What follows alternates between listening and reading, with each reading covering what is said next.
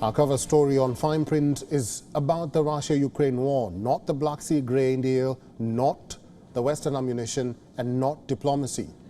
Just how the war is looking like today. On your screens is a district on the Crimean Peninsula.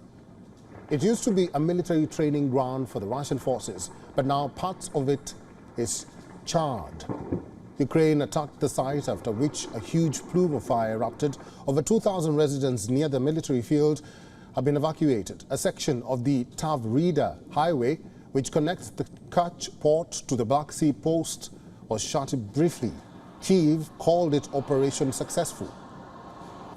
This comes 2 days after a blast damaged the Crimean bridge. At least one side of the bridge has become operational, but it was an attack on a key infrastructure. It acts as a critical pipeline for Russia to reach occupied parts of southern Ukraine. The bridge is used daily to transfer military supplies and basic goods. Moscow blamed Ukraine for the attack. Some reports inside Ukrainian media also claimed that the country's security forces had conducted a drone attack. These attacks come at a crucial moment. Ukraine's counteroffensive is currently underway. It hasn't had the kind of start it was eyeing. Even the Western allies have pointed at the sluggish start. But let's step back a little. Kyiv had made it clear that the aim of this counteroffensive will be to take back every land it has lost to Russia. Ever lost. Ever being the key word here. Because that ropes in the Crimean Peninsula. Russia annexed Crimea from Ukraine in 2014. The move had still not been officially recognized by the international community, and it never will. So Crimea was part of Ukraine's counteroffensive list, but experts are now decoding that maybe it is away at the top of the list. Ukraine has been fighting at the front line, which keeps changing in the southern flank. But Kyiv seems to be aiming for the head first, and that is the Crimean Peninsula. The fact that Russia has routinely used bases there to attack Ukrainian infrastructure, it is a reason enough for Kyiv. The peninsula has been regularly hit by strikes targeting Russia-backed facilities. This has cemented the belief that regaining Crimea is crucial to putting an end to Russia's threats. And Ukrainian political and military elites agree. Retired Colonel Rich Artzen is a senior fellow at the Atlantic Council. He's now joining us live from Washington, D.C. Rich, good to see you. Simple question, will the attack on the Crimean bridge alter or even impact Russia's strategy? Hi, Eric. It's good to be with you. The answer to the question simply is yes, but not right away. Crimea, in my view, has long been the linchpin to ultimate Ukrainian success in defending its territory, not just because of the size of it and the economic importance of it, but because of its strategic in nature. And by that, I mean, if we look at the other areas occupied by Russia since 2014, Donetsk and Luhansk especially, and then the other areas along the river that they tried to seize, including Kyiv earlier in the war in 2022, these are areas where it's hard to get decisive results. Vast areas where both sides can deploy troops fairly easily from north and south, and where gains are very painful due to the nature of the terrain. Crimea is interesting, though, because it's so easily cut off. It's, as you've noted, got the one bridge near Kerch that connects it over to Russian territory, and the land bridge between Russian forces in southern Ukraine and Crimea is pretty thin as well, consisting of towns like Mariupol and Melitopol.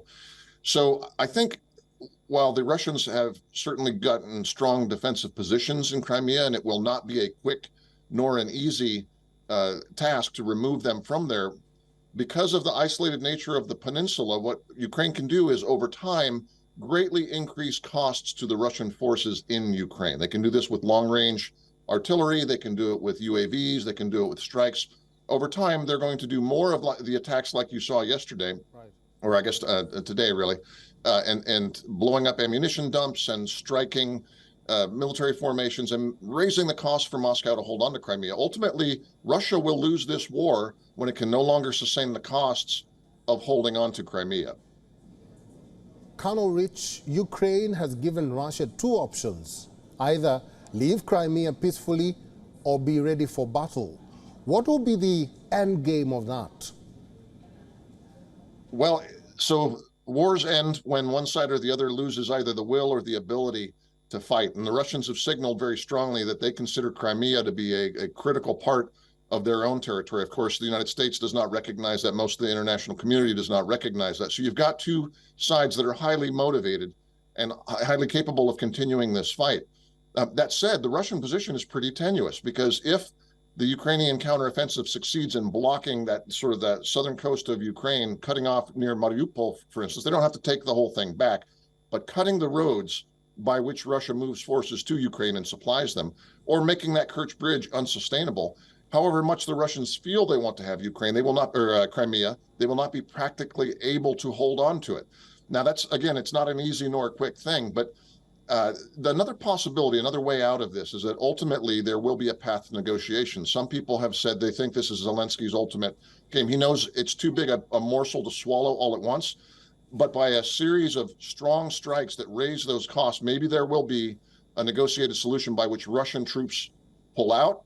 The Ukraine perhaps will send in, Ukraine, not the Ukraine, will send in government but not military personnel, so to restore electricity and so forth. And there'll be some sort of a negotiated or a vote, a plebiscite of some sort to determine exactly what Crimea's status is in future. Russia needs to feel in the end that it's not threatened from Crimea, and Ukraine needs to have at least some reassertion of its sovereignty there. That's going to be the locus of negotiations to end this war, in my opinion. All right, finally, Colonel Rich, and this is very quickly, will Ukraine be successful in recapturing Crimea, or what will it take for the forces to take back the region from Russia? And also talk about the timing of this attack on the bridge and the real impact that it will have in the long run. Well, we are talking about war, and war is unpredictable. I don't think this is going to finish this year. I believe that there's more to be seen from the Ukrainian counteroffensive. It has been slower than what we thought. It's a very difficult thing to conduct operational level warfare, not small tactical operations, but large counteroffensives and so forth. I think what we're going to see is, over the next few months, an incremental deterioration of Russia's position around Crimea, and that will lead to greater ability on the part of Ukrainian forces to raise Russian casualties in Crimea. I think by next year, if the West remains resolute and continues to arm and resource Ukraine, I think ultimately Russia is going to have to sue for peace on the basis of negotiations over Crimea, perhaps next year. All right, Senior Fellow at the Atlantic Council, retired Colonel Rich out then. Rich, thank you very much for all your inputs and for talking to WION Wild is One today. Thank you, Eric.